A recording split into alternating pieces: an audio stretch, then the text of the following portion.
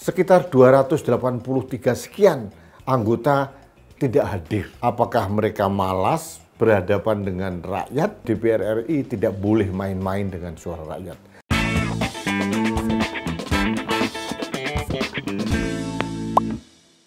Halo sahabat Main TV, kita bertemu kembali dalam Rudy's Mind. Sahabat Main TV, tanggal 5 Maret 2024, DPR RI memulai persidangan setelah sekian lama para anggotanya reses. Persidangan awal dari DPR RI ini yang ditunggu oleh masyarakat Indonesia saat ini. Sebagian rakyat bergerak bersuara untuk mendorong DPR RI untuk menggulirkan hak angket terkait dengan dugaan kecurangan dalam Pilpres tahun 2024. Ini disuarakan oleh berbagai kalangan, berbagai kelompok, mulai dari rakyat, mahasiswa, kaum buruh, akademisi, purnawirawan perwira tinggi TNI Polri, dan sebagainya, dan sebagainya. Nah, apa yang terjadi? Jujur, sebagai rakyat yang merasa mempunyai saham di Republik ini, saya sedih melihat kelakuan sebagian anggota DPR RI. Konon dari 575 anggota, sekitar 283 sekian anggota tidak hadir. Bayangkan, separuh anggota tidak hadir. Saya tidak tahu mengapa mereka tidak hadir. Apakah mereka malas berhadapan dengan rakyat? Apakah mereka malas nanti ditagih oleh rakyat? Atau sebagian dari mereka tidak terpilih lagi untuk periode berikutnya? Saya tidak tahu. Ini penuh dengan kemungkinan-kemungkinan. Kemudian saya menyimak dengan seksama sampai sore hari persidangan dalam DPR RI. Ada beberapa anggota yang berteriak gigih untuk mendengarkan suara rakyat agar anggota DPR menggulirkan hak angket. Ada yang gigih menolak dengan segala argumentasi yang nyeleneh dan tidak masuk akal. Dan sebagian lagi diam, apatis. Yang membuat saya terenyuh yang kedua adalah pada saat masa yang sangat krusial begini, rakyat sudah bergerak di depan gedung DPR RI, KPU, Bawaslu, di ruang publik, di media. Justru Ketua DPR RI tidak hadir di rapat paripurna pembukaan masa persidangan berikutnya. Kemana Mbak Puan Maharani? Konon menghadiri ada event di Paris atau Eropa, anggota parlemen perempuan dunia. Itu mungkin event yang sangat penting, tapi menurut saya jauh lebih penting, lebih urgent adalah masalah di dalam negeri sendiri. Saya tidak tahu mengapa Mbak Puan seperti tinggal gelanggang colong pelayu gitu, melarikan diri, atau mungkin kesannya begitulah. Tapi apapun alasan dari Mbak Puan atau DPR RI, persepsi masyarakat terbangun seperti itu. Jangan salahkan rakyat. Karena rakyat begitu berharap DPR RI responsif terhadap suara-suara yang berkembang di masyarakat. Ternyata Ketua DPR RI malah tidak hadir, malah menghadiri acara yang menurut keperluan rakyat Indonesia tidak terlalu urgent. Apapun argumentasinya. Nah, ini warning sebetulnya, warning dari rakyat termasuk saya.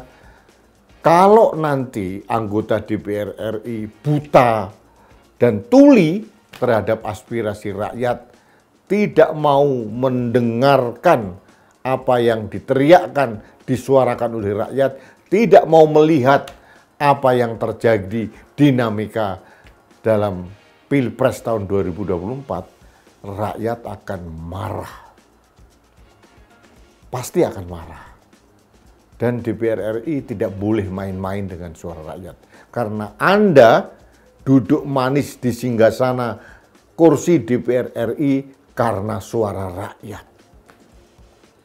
Pada saat menjelang pemilu tahun 2024, saya melihat betapa gigihnya para anggota atau caleg-caleg itu merayu rakyat untuk minta dukungan suara.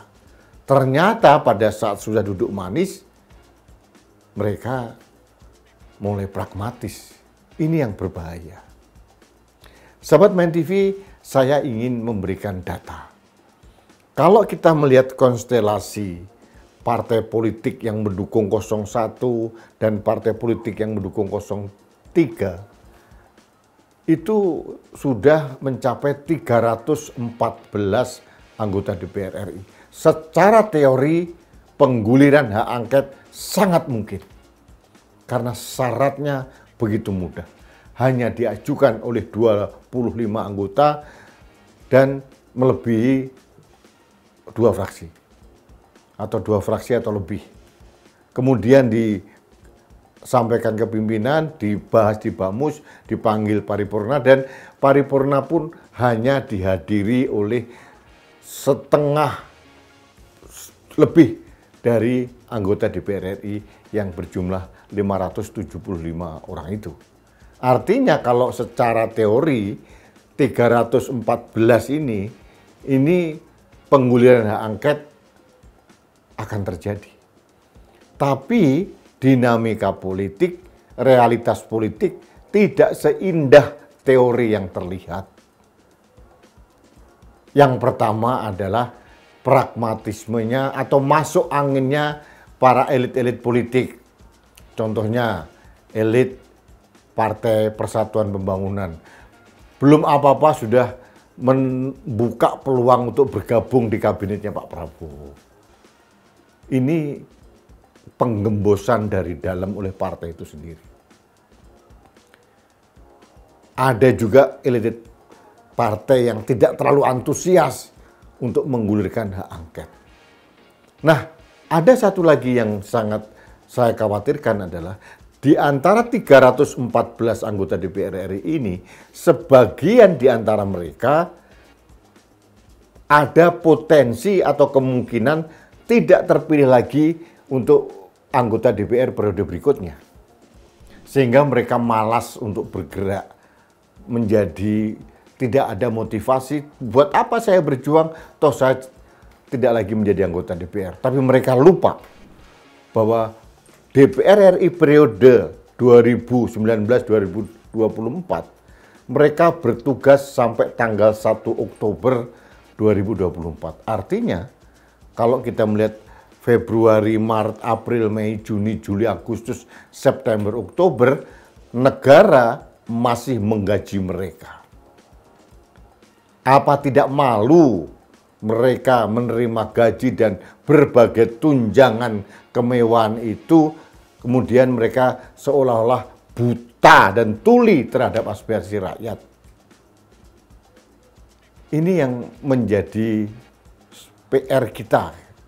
Saya termasuk orang yang sangat mendukung digulirkannya hak angket. Karena menurut saya indikasi kecurangan terhadap penyelenggaraan Pilpres tahun 2024 ini sudah telanjang dan terang benderang.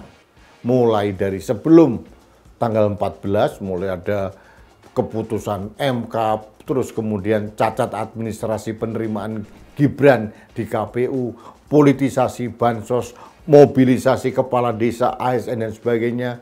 Kemudian tanggal 14 juga bermasalah. Nah, sekarang pada saat proses penghitungan suara pun penuh dengan keajaiban, keganjilan. Ada tuduhan-tuduhan atau indikasi bahwa angka-angka yang mampir atau muncul di Sirekap itu sudah disetel berikutnya. Apalagi ada lagi yang mengatakan data servernya ada di luar negeri. Ya jelas ini melanggar hukum. Ada pembiaran. Makanya rakyat bersuara. Akademisi bersuara. tokoh-tokoh bangsa bersuara, budayawan bersuara, purnawirawan perwira TNI, tinggi TNI Polri juga bersuara. Kalau DPR buta tuli tidak mau menyerap aspirasi rakyat dan tidak mau melihat realita yang ada, jujur anggota DPR akan kualat.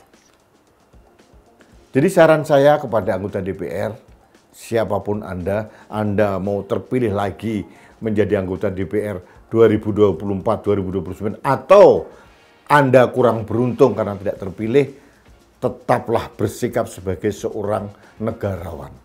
Anda harus punya rasa malu karena Anda masih digaji negara melalui uang rakyat sampai Oktober 2024. Artinya Anda masih punya kewajiban untuk melaksanakan atau menggulirkan hak angket yang merupakan aspirasi rakyat.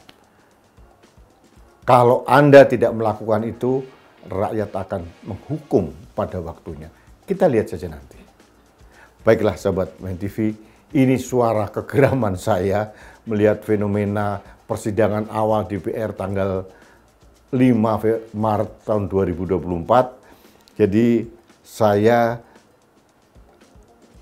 agak sedikit pesimis, tapi tetap saya tidak boleh berputus asa. Saya harus tetap bersuara optimis bahwa hak angket itu akan digulirkan simultan dengan gugatan di MK. Kalau nanti KPU masih kekeh mengumumkan hasil Pilpres tahun 2024 dengan dasar Sirekap yang bermasalah ini. Kita lihat saja nanti seperti apa jalan ceritanya. Baiklah sahabat Main TV, kita bertemu kembali dalam Rudy's Mind berikutnya. Sampai jumpa.